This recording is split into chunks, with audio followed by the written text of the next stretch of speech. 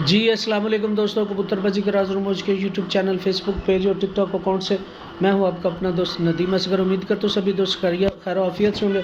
दोस्तों आज अपने वादे के मुताबिक उस्ताद सफदर शब्बा साहब के पास मौजूद हैं और दोस्तों बड़ी शानदार, जानदार और ख़ूबसूरत गुफ्तगू हो रही है। अच्छा उस्ताद जी, बाज़-औक़ात होता ही है कि कबूतर फिरतों के दौरान ठीक चल रहे होते हैं, बाज़ अच्छी संभाल नहीं हो पाती या कोई इशू बन जाता है और कबूतर वजन छोड़ जाता है, कमज़ोरे हो जाते हैं। उन्होंने कबूतरों को बेहतर करने वास्ते कोई अगर फार्मूला है तो दसो। जरूर दसांगे। खुराक देने के बावजूद भी कमजोरी होंदी है। दो वड्डियां लाचियां ने तगड़ियां चंगियां, दो वड्डियां लाचियां लैके उन्होंने पानी च भिगोना, रात सारी भिजिया जाए। वो दो वड्डियां लाचियां पानी च भेज छड्डो, सवेरे उठो, उन्होंने खोल के उन्होंने बी कड्ढो, मल के सुका लो, उन्होंदा पाउडर करो।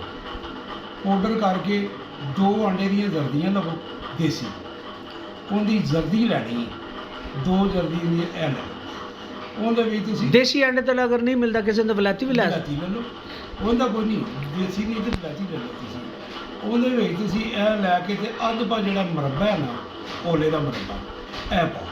ओले का मुरब्बा पाना किवें? शीरे वाला पाना, शीरे के बगैर पाना? शीरा कड्ढ के, शीरा इहदा कड्ढ के ना ते इहनूं तुसीं पा के ते खूब रगड़ो।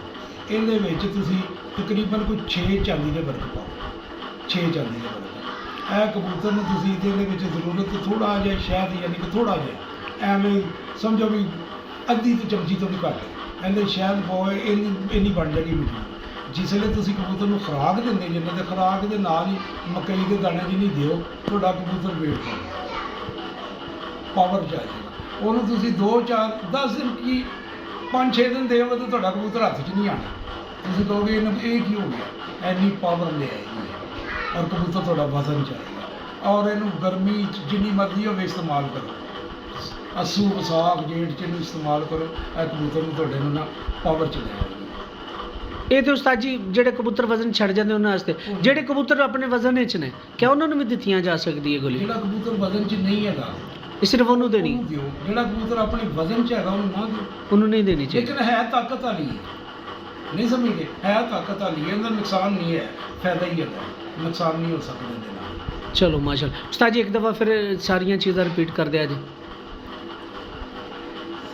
नहीं जड़ियाँ चीज़ां दस, दो वड्डियां लाचियां, दो वड्डियां लाचियां, दो ही जर्दियां दो ही जर्दियां ते ओह की दस्सिया सी दूसरा शायद शायद भी चमची तो घੱਟ ते औला अद्ध पाओ ओला ते चांदी दे बरे कहंदे कोई 6 चांदी दे बरे ते इन्हां नूं खूब रगड़ के ते मकई दे दाने जिन्हें देना है। जिस दिन उड़ के आए कबूतर नूं नहीं देना, नांगे वाले दिन जिस दिन खुराक देंदे जी उस दिन देना, उस दिन देना। उस दिन उड़ के आए कबूतर नूं नहीं देना।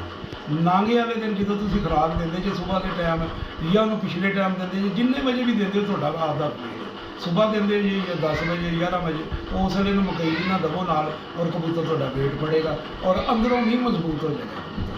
बहुत अल्लाह बढ़ेगा। बहुत शुक्रिया उस्ताद जी, अल्लाह तुहानूं खुश रखे।